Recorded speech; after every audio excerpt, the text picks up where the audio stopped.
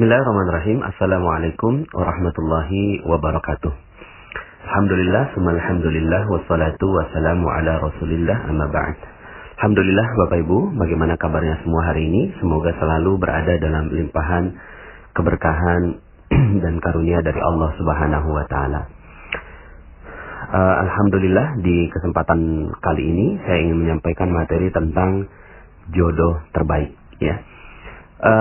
Materi ini nggak gampang Bapak Ibu, ya. Saya menyampaikannya sampai harus berpikir ulang beberapa kali apakah saya harus menyampaikan atau tidak. Tapi sepertinya memang ada hati nurani saya yang ingin tetap menyampaikan, karena ternyata kenyataannya adalah ada banyak sekali rezeki kita yang tertahan karena urusan jodoh ini. Jadi salah satu perisai yang sangat tebal dalam jiwa manusia adalah urusan jodoh, ya. Jadi mungkin kalau Anda ada yang merasa rezekinya seret, rezekinya tidak mudah gitu ya, mungkin bisa jadi salah satu jawabannya adalah materi jodoh terbaik ini. Sebelumnya saya ingin sampaikan bahwa ketika Anda menemukan materi atau mendengarkan materi ini, tolong untuk tidak melanjutkan kalau Anda belum mendengarkan materi-materi saya sebelumnya, ya. Jadi kalau Anda baru saja bergabung lalu kemudian Anda menemukan materi ini, jodoh terbaik, tolong sekali gitu ya, Anda stop dulu. Ini saya betul-betul minta tolong Anda ikuti dulu materi-materi yang sebelumnya, yaitu materi Law of Projection, landasan magnet rezeki, konsep dasar magnet rezeki, kemudian jeruk nipis, Paradox of Candy, cicak dan jerapah, ya, kemudian jendela buram, ya, dan satu paket dengan materi jodoh terbaik ini adalah sakinah selamanya. Jadi kalau Anda betul-betul baru melihat audio ini atau mendengarkan audio ini, tolong untuk di stop saja, kemudian Anda dengarkan audio yang lain, begitu ya. Kenapa? Karena ada beberapa hal yang memang harus saya sampaikan gitu ya, terkait dengan jodoh terbaik ini, tapi landasannya mesti sudah kuat terlebih dahulu ya. Jadi mohon izin agar Anda bisa mendengarkan audio yang lain. Oke, Bapak Ibu, begini. Ini satu paket ya dengan materi sakinah selamanya ya. Jadi di materi sakinah selamanya itu saya sampaikan bahwa jodoh setiap orang sudah ada ya.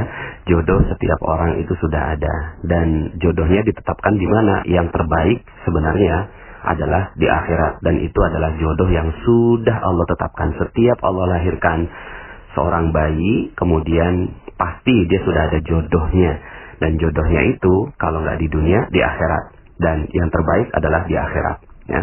Kemudian yang berikutnya yang saya sampaikan di materi sakinah selamanya adalah yang paling penting bukan jodohnya, tapi yang paling penting adalah mencari ridho ya, mencari ridho dari proses mencari jodoh itu.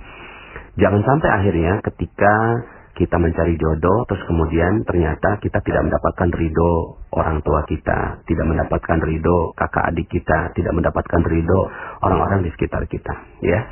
Jadi itu yang tidak sederhana, ya, karena urusannya adalah urusan yang panjang. Silakan review materi terumbu karang, ya, bagaimana merawat terumbu karang. Dan yang paling penting ketika sudah menikah, maka yang harus dijaga adalah keridhaan suami dan keridhaan istri. Jadi saling ridho meridhoi, saling rela gitu ya, rela menerima apapun keadaannya. Makanya saya sampaikan sebuah dalil, ayyuma imra'atin matat wa zawjuha an haradin dakhalatul jannah. Seorang istri yang meninggal dunia lalu kemudian suaminya ridho, maka langsung masuk surga. Kebalikannya, kalau suaminya nggak ridho, berarti ada hal yang harus dipertanggungjawabkan ya. Maka dari sini ya, di sakinah selamanya saya sampaikan tentang logika tentang keridhaan, mencari keridhaan sekitarnya ya. Kemudian juga saya sampaikan kisah tentang ibunya atau orang tuanya, ayahnya dari Imam Syafi'i, yang ternyata proses pernikahannya itu betul-betul dijaga oleh Allah Subhanahu wa taala. Nah, dalam materi ini saya ingin menambahkan dosis dari sakinah selamanya agar kita semua bisa memahami betul tentang urusan jodoh ini, ya. Karena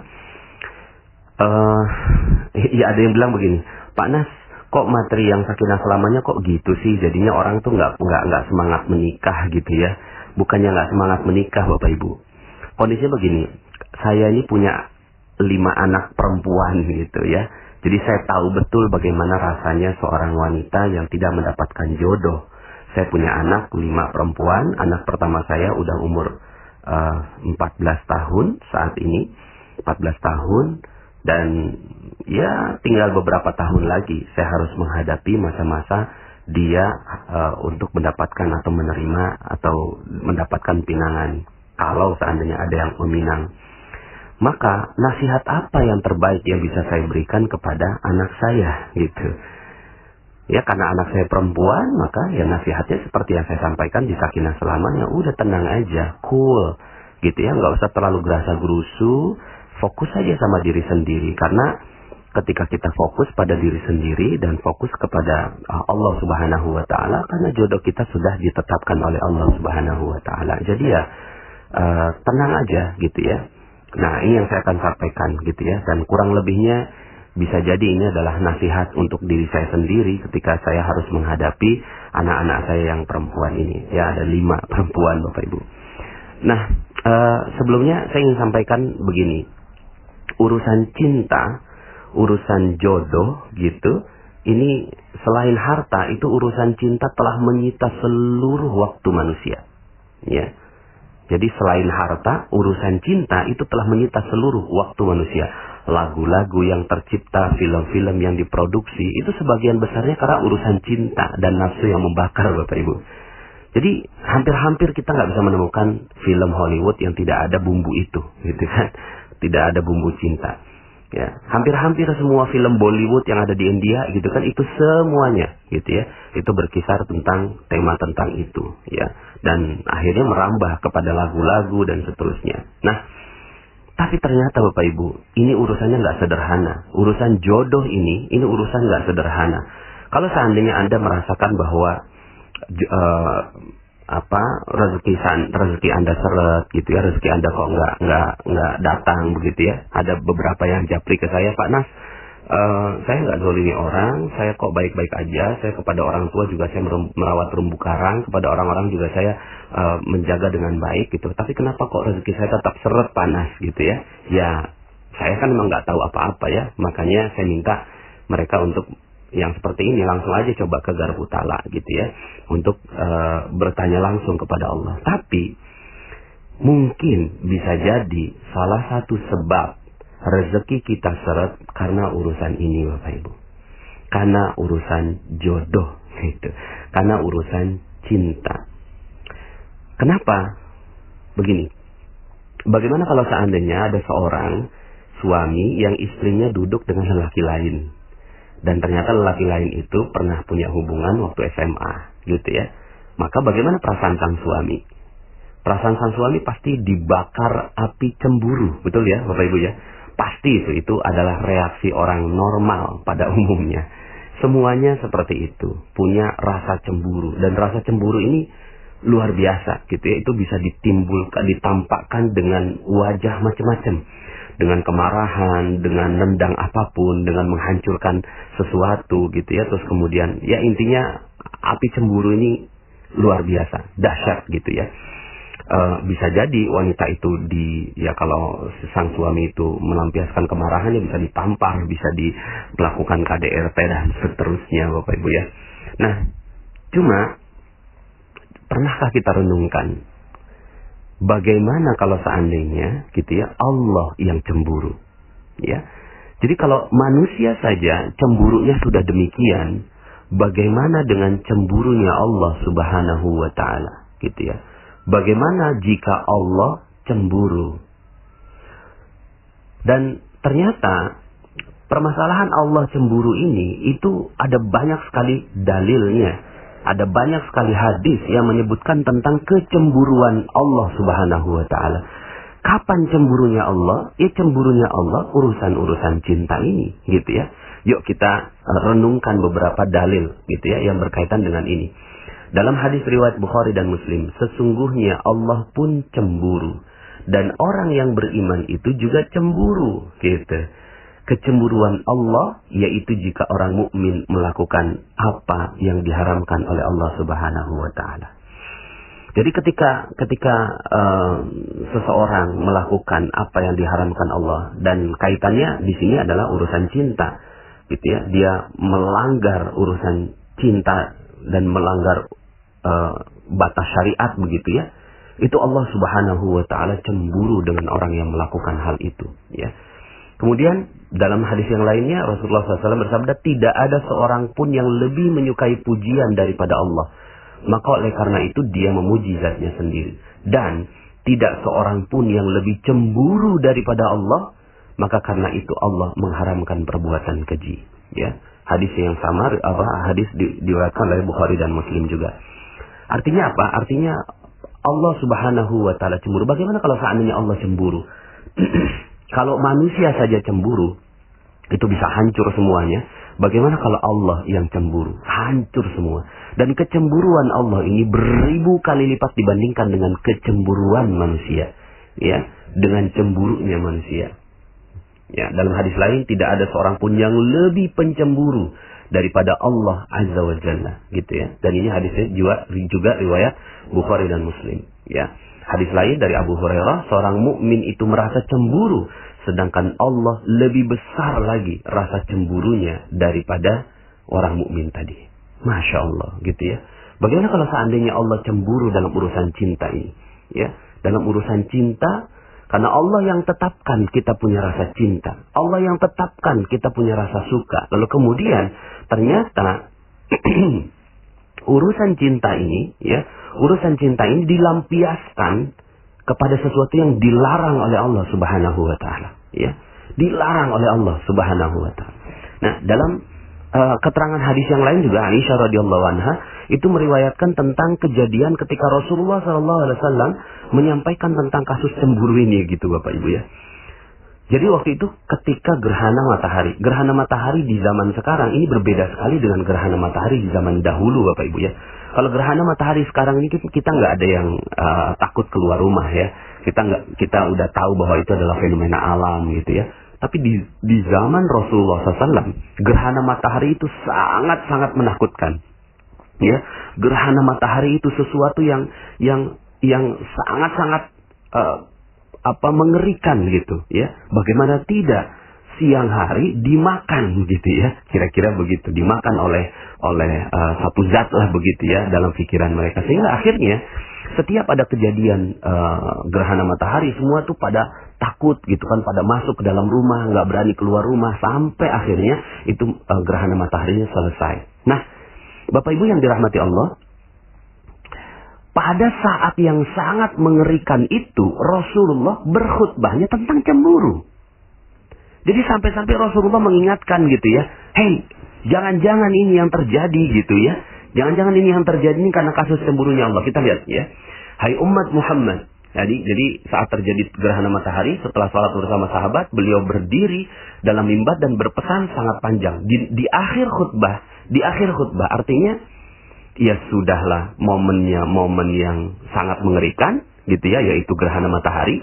Lalu kemudian juga disampaikannya di akhir khutbah seakan-akan penekanan begitu ya. Hai umat Muhammad, tidak seorang pun lebih cemburu daripada Allah bila hambanya lelaki maupun perempuan berbuat zina. Masya Allah, dijelaskan oleh Rasulullah SAW ya, bila hambanya lelaki maupun perempuan berbuat zina. Masya Allah ya.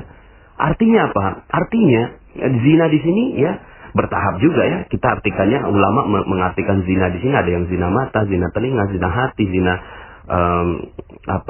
mulut gitu kan, zina lisan, sampai akhirnya zina badan, kemudian zina faras gitu ya. Sampai sebegitunya gitu ya. Maka nanti kita akan bahas tentang urusan zina ini gitu ya. Nah cuma yuk sama-sama kita lihat perilaku orang-orang yang mencari jodoh sekarang ini gitu ya.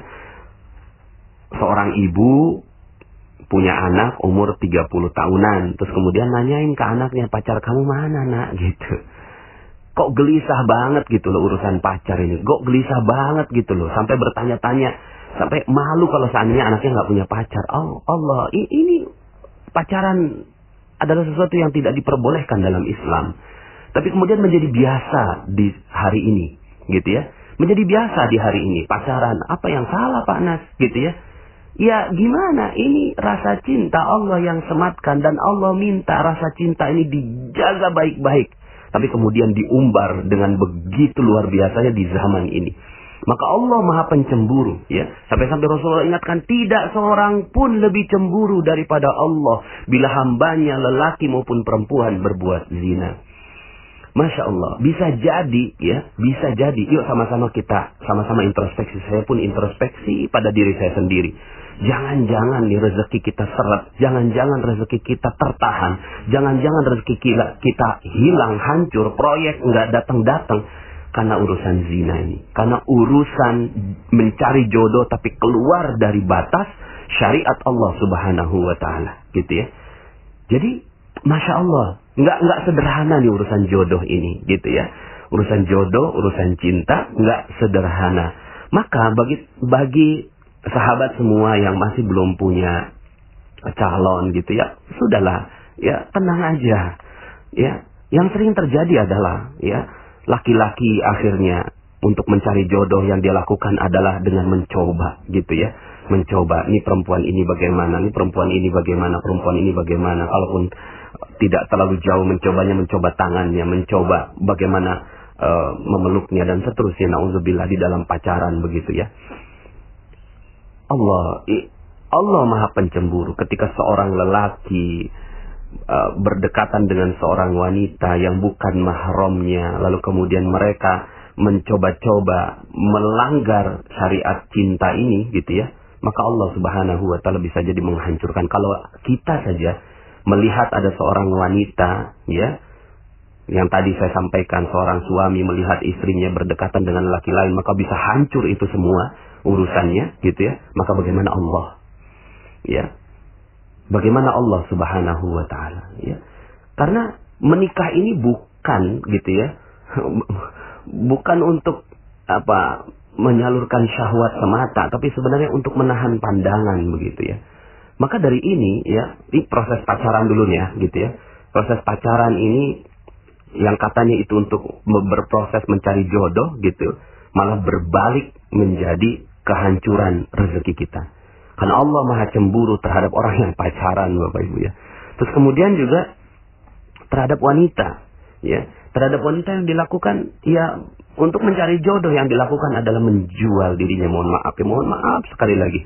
Tapi ini rasanya saya harus sampaikan gitu ya. Jadi kalau seandainya Anda bertanya, Pak Nas, kenapa kok rezeki saya seret ya? Kenapa kok saya udah berbuat baik segala macam? Yuk, tanyain. Anda bagaimana dalam urusan menjaga diri Anda? Bisa jadi ketika kita mengumbar penampilan kita di media sosial, kemudian kita berdandan di luar, ya, kemudian kita terlalu mengumbar seluruhnya lah begitu ya, di luar begitu. Maka Allah Subhanahu wa Ta'ala bisa jadi maha cemburu. Lalu kemudian karena kita ingin masuk surga, ya, dan kemudian Allah dahulukan saja dulu siksanya di dunia, maka bisa jadi rezeki Anda seret karena Anda tidak menutup aurat. Rezeki Anda seret karena Anda mengumbar hawa nafsu Anda. Anda terlalu gelisah dengan urusan jodoh, ya, mengumbar semuanya di media sosial, di pasang status dan seterusnya. Bisa jadi itu yang Allah Subhanahu wa Ta'ala hancurkan rezeki kita. Karena Allah Maha Cemburu. Ya. Jadi ternyata urusan jodoh ini nggak sederhana kan gitu ya, nggak sederhana. Dalam Al-Quran Allah Subhanahu wa Ta'ala sering sekali mengungkapkan tentang ungkapan rasa cemburunya Allah. Dalam Al-Quran dalam surat Al-Baqarah ayat 165 Allah sebutkan begini. Ya, wa minan nasi man yattakhidhu min dunillahi andada yuhibbunahum ka hubbillah walladzina amanu ashaddu hubban lillah. Di antara sebagian manusia ada orang-orang yang menjadikan sembahan-sembahan selain Allah. Sembahan-sembahan ini ya, apa cirinya sembahan-sembahan ini? Ya, kalau saya nggak nyembah, kalau saya nggak nyembah patung, kalau nggak nyembah ini, ciri sembahan ini adalah yuhibbunahum kahubbillah. Mereka mencintai selain Allah itu sebagaimana mereka mencintai Allah. Coba lihat lagu-lagu kita sekarang, gitu kan? Lagu-lagu yang ada yang dinyanyikan oleh sebagian besar kita, ya, tentang cinta semuanya urusannya, ya. Di mobil ingat kamu, makan ingat kamu, ya, minum ingat kamu, dan seterusnya. Padahal bagaimana kalau kita ya menyaksikan bahwa istri kita mengingat yang lain gitu. Tiba-tiba istri kita bersenandung gitu kan, istri kita naudzubillah ya, istri seorang suami bersenandung gitu kan, di mobil ingat temannya, di ini ingat temannya ini. Bagaimana rasanya sebagai seorang suami? Cemburu sekali. Bagaimana Allah cemburu sekali ketika kok bisa ya dia mengingat yang lain selain aku. Walladzina amanu asyaddu hubban lillah. Sementara orang-orang yang beriman itu amat sangat cintanya kepada Allah Subhanahu wa taala. Allah ungkapkan rasa cemburunya dalam ayat itu. Bisa jadi ya seluruh rezeki kita dihancurkan oleh Allah Subhanahu wa taala karena urusan ini. Dalam Al-Qur'an juga ya, dalam surat 9 ayat 24 ya, 9 ayat 24 Allah Subhanahu wa taala berfirman, Qul in kana aba'ukum wa abna'ukum wa ikhwanukum wa azwajukum wa ashiratukum wa amwalun iktaraftumuha wa tijaratun takhshawna kasadaha wa masakinu tardawnaha ahabba ilaikum minallah wa rasulih wa jihadin fi sabilih fatarabbasu hatta ya'tiyallahu bi amrih wallahu la yahdil qaumal fasikin. Katakan, jika bapak-bapak, anak-anak, saudara-saudara, istri-istri, kaum keluarga, harta kekayaan yang kamu usahakan, perniagaan yang kamu khawatiri ruginya, dan rumah-rumah tempat tinggal yang kamu sukai, lebih kamu cintai daripada Allah dan Rasulnya, dan dari berjihad di jalan Allah, maka tunggu, fatarabbasu hatta ya'tiyallahu bi amrih, sampai Allah mendatangkan keputusannya, dan Allah tidak memberi petunjuk kepada orang-orang yang fasik. Masya Allah. Allah ancam fatarabbasu, tunggu sampai Allah hancurkan, gitu ya, berikan peringatannya, gitu ya. Fatarabbasu hatta ya'tiyallahu bi amri, sampai Allah mendatangkan keputusannya. Bisa jadi seluruh rezeki kita habis karena Allah cemburu. Masya Allah, Allah cemburu sama kita. Ya, sementara ketika kita disebutkan asma atau nama dari calon kita, kekasih kita yang ada di dunia, maka bergetar hati kita. Tapi bagaimana dengan ketika disebut nama Allah? Allah sebutkan nih, ya, coba innamal mu'minun idza dzukirallahu wajilat qulubuhum. Sesungguhnya orang-orang yang beriman ketika disebut nama Allah maka bergetar hatinya. Ya Allah. Ternyata enggak sederhana urusan ini Bapak Ibu ya. Padahal Allah sendiri yang sudah jadikan ujian buat kita. Zuyyina lin-nasi hubbus syahwat minan nisa. Dijadikan indah pada pandangan manusia kecintaan kepada apa-apa yang diingini. Wanita, anak-anak, harta, emas, perak, kuda pilihan, dan sawah ladang, dan seterusnya. Ya.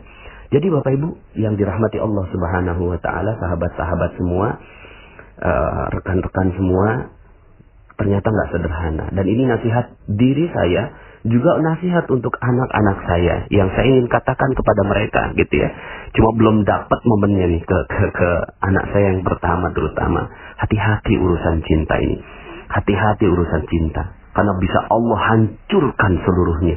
Allah hancurkan seluruh rezeki kita. Kalaulah kita saja cemburu kepada manusia bisa hancur semuanya, bagaimana Allah cemburu dengan kita. Lalu apa yang harus kita lakukan, gitu ya? Pertama, bagi para lelaki, gitu ya. Bagi para lelaki, menikahlah, gitu ya. Menikah ini bukan untuk dijadikan mainan, gitu. Menikah ini bukan untuk dijadikan mainan. Ada rasa cinta gitu kan di dalam hati. Kok senang sekali sama wanita itu. Ayo kalau berani langsung datangi orang tuanya. gitu. Datangi orang tuanya dan jangan sekali-kali kita hancurkan segelnya. Jangan sekali-kali kita keluar batas dari syariat. Datangi orang tuanya. Lalu kemudian ya kalau Anda berani langsung menikah saja gitu ya. Ini yang perlu dilakukan gitu ya. Dan itu untuk apa? Untuk menahan pandangan agar kita tidak tidak melanggar syariat Allah Subhanahu wa taala gitu ya. Dan bukan untuk mengalihkan cinta dari cinta kepada Allah menjadi cinta kepada istri, tidak juga gitu ya. Tapi istri adalah partner kita untuk sama-sama mendapatkan cinta dari Allah Subhanahu wa taala. Jadi jika sudah tidak sanggup menahan syahwat, menikahlah gitu kan. Menikahlah sebagaimana anaknya Ustaz Arifin Ilham umur 17 tahun sudah menikah. Masya Allah. Dan ternyata ada banyak sekali bukti gitu ya, kenapa rezeki Allah diberikan kepada mereka yang nikahnya muda gitu. Jadi yang nikah muda ini Allah kasih rezeki. Kenapa kok Allah kasih rezeki ya? Karena Allah juga yang kasih sumpahnya gitu ya di dalam Al-Qur'an gitu ya. Dalam surat An-Nur ayat 32, wa ankihul ayama minkum was-salihina min ibadikum wa imaikum iyakunu fuqara yughnihimullahu min fadli wallahu wasi'un alim. Dan kawinkanlah orang-orang yang sendirian di antara kamu dan orang-orang yang layak berkawin dari hamba sahayamu dan yang lelaki dan hamba sahayamu yang perempuan. Jika mereka miskin, Allah akan memampukan mereka dengan karunia-Nya. Iyakunu fuqara yughnihimullah. Ya, jadi sampai-sampai Allah menetapkan ya kalau saya meyakininya Al-Qur'an ini sebagai kalamullah, sumpahnya Allah.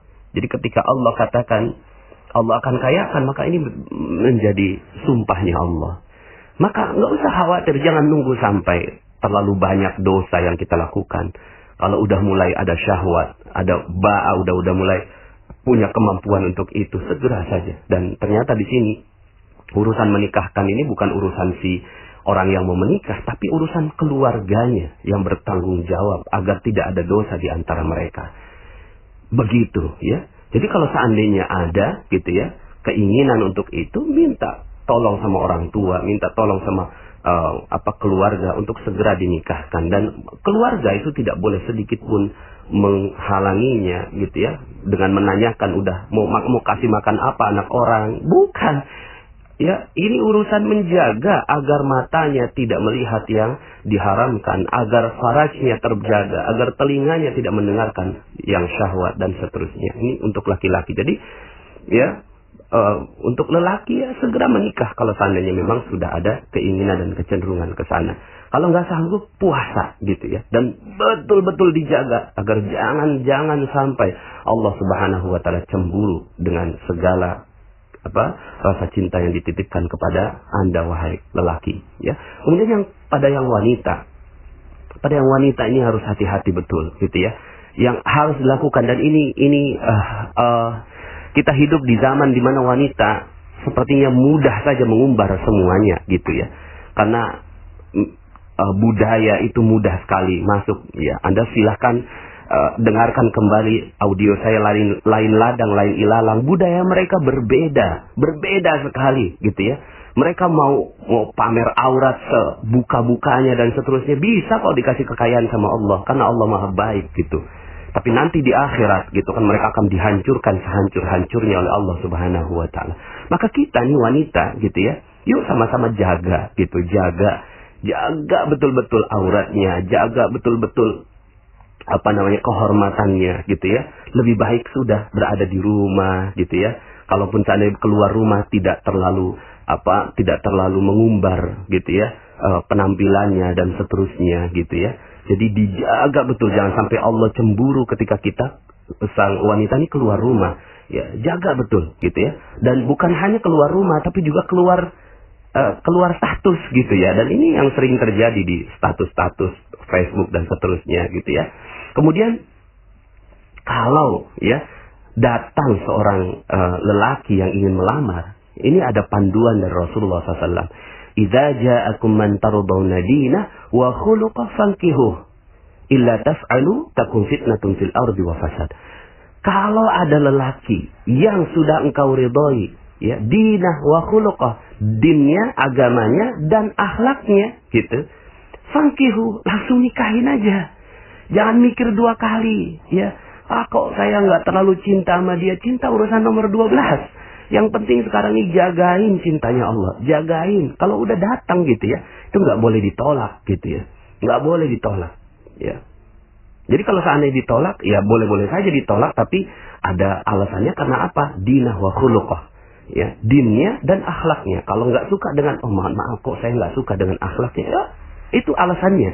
Hanya itu alasannya. Tidak boleh ada satupun alasannya karena hartanya. Kenapa? Allah Subhanahu wa ta'ala maha cemburu kepada mereka-mereka yang berbuat demikian. Makanya Allah tantang gitu ya.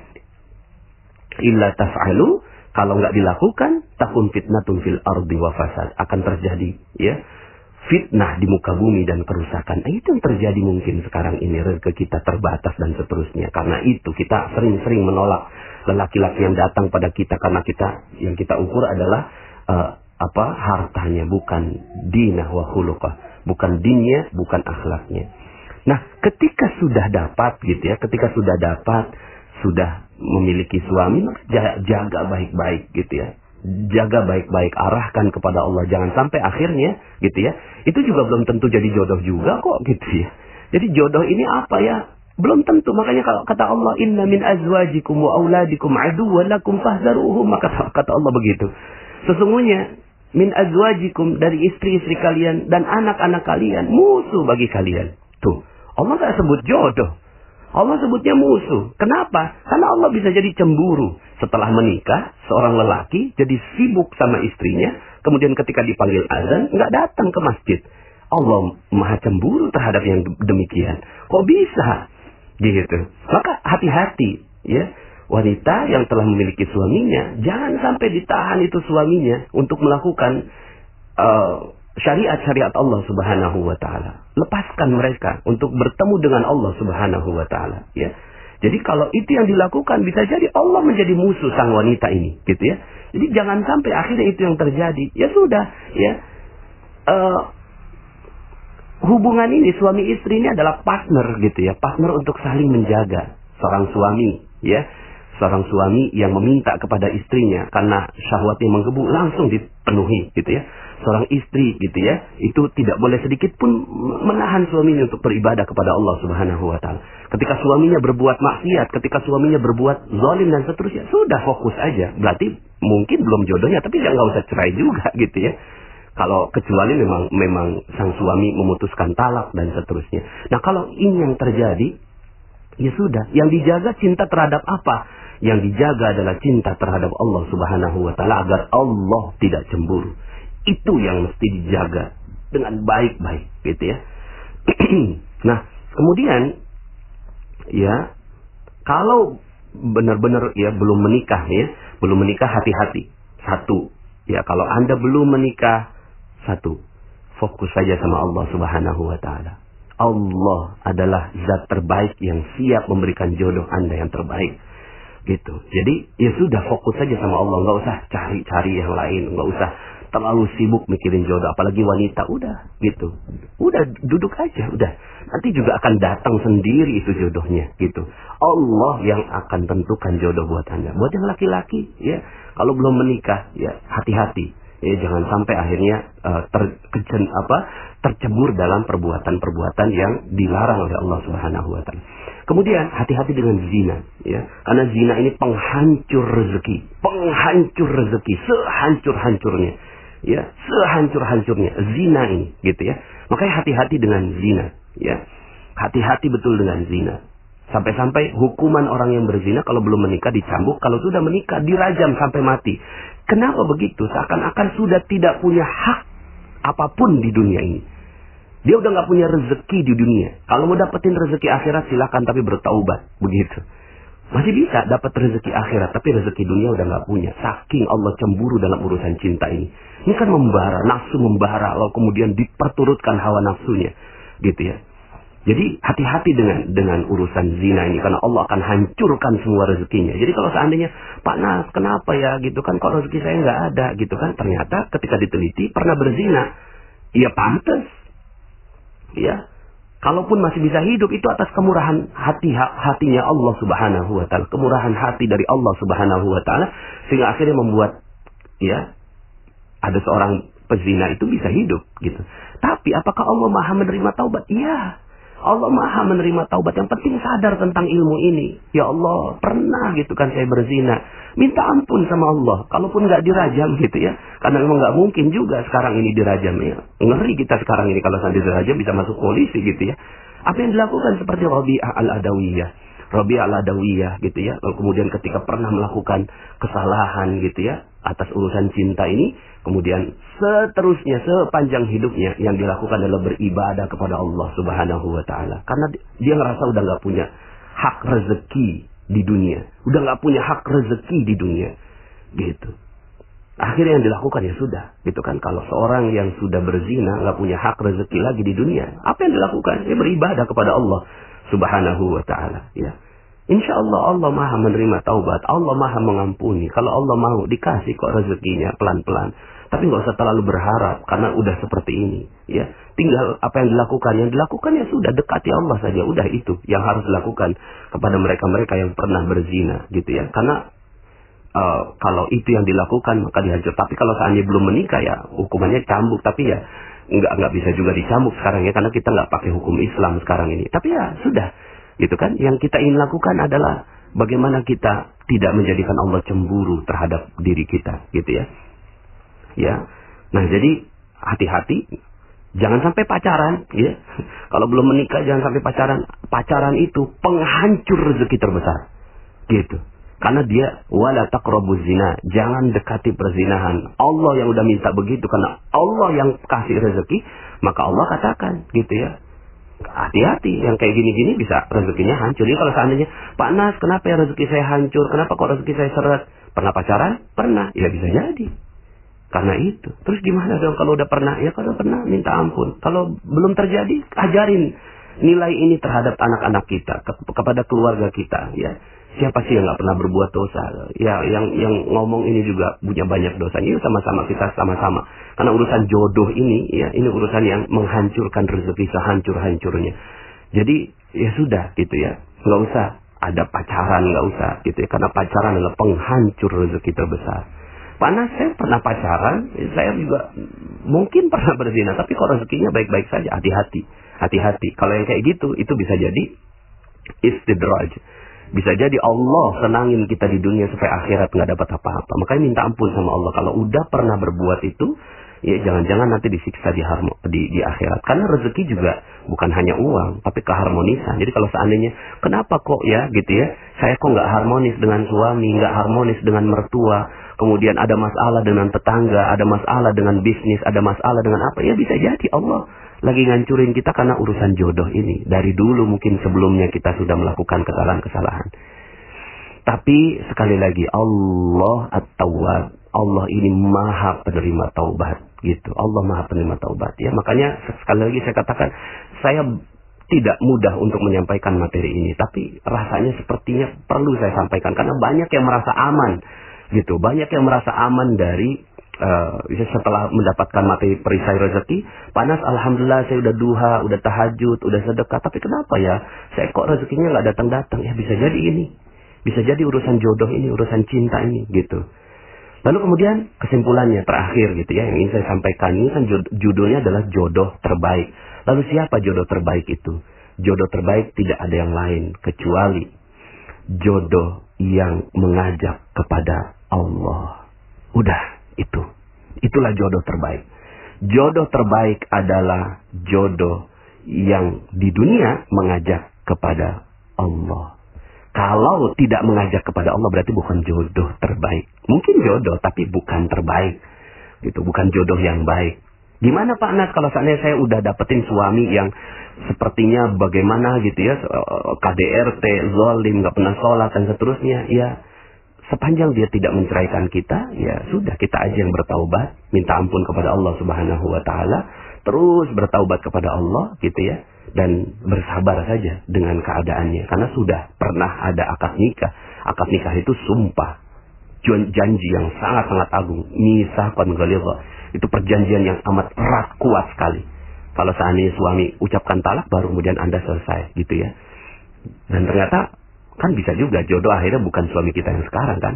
Gitu ya. Setelah itu ya sudah gitu ya. Fokus saja, perbaiki anak-anak, perbaiki diri sendiri, dekatin dengan Allah, jangan sampai Allah cemburu, lalu kemudian berharap nanti jodoh Anda dipertemukan di surga Allah Subhanahu wa taala dengan seorang raja yang sangat-sangat luar biasa tampan rupawan nanti di surga Allah, Toh cuma sebentar lagi kok.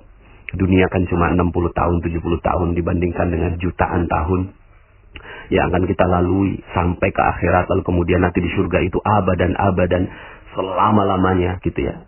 Dunia ini singkat sekali, sudah sabar aja gitu ya. Kalau memang seperti itu. Jadi, siapa jodoh terbaik? Jodoh terbaik adalah jodoh yang mengantarkan kepada Allah. Cari mereka, ya. Kalau nggak begitu, jangan mau gitu ya. Jangan sampai akhirnya seperti trennya artis-artis gitu ya, yang menikah dengan lain agama gitu ya, menikah dengan orang yang tidak mengajak kepada Allah Subhanahu wa taala. Itu bukan jodoh, itu musibah yang seperti itu gitu ya. Jangan sampai akhirnya kita terkena musibah itu. Dalam Al-Quran disebutkan Allah larang wala tankihul musyrikati hatta yu'min wala amatun mu'minatun khairum min musyrikati walau a'jabatkum. Dan janganlah kamu nikahi wanita-wanita yang musyrik. Yang musyrik artinya nggak kenal Allah sebelum mereka beriman. Sesungguhnya wanita budak yang mukmin lebih baik daripada wanita musyrik walaupun